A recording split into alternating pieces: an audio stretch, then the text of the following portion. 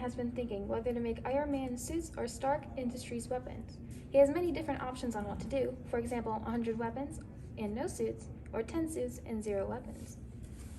As you heard, I've been struggling to pick if I should make suits or weapons, so I made a graph. On the y-axis, there are Stark weapons and how many I would make. On the x-axis, there are the amount of suits I would make.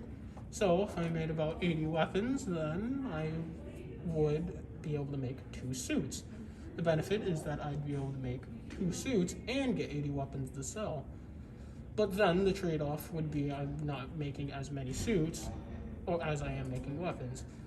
But there's also a possibility that I make 10 suits, but I don't make any weapons at all. The trade-off here is that I would make a lot of suits, but then I wouldn't have any weapons to sell. My opportunity cost would be losing the chance to make 100 weapons.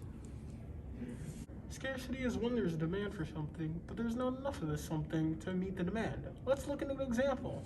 I need the Mind Stone so that Vision can live on and continue to help fight evil. But I need the Mind Stone so I can finish my gauntlet and wipe out half the population.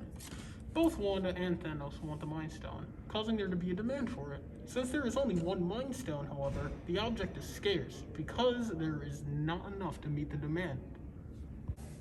It's Spider-Man's birthday, and we're going to make him a birthday cake using a Betty Crocker box cake.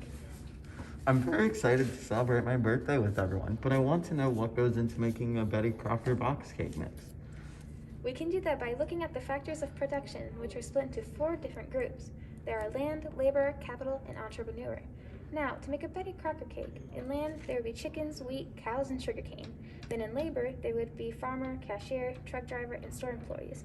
In capital, there would be factories, stores, and warehouses. And lastly, there would be entrepreneur, and that is General Mills, and that is what goes into making a cake. That's really interesting. Now let's make the cake.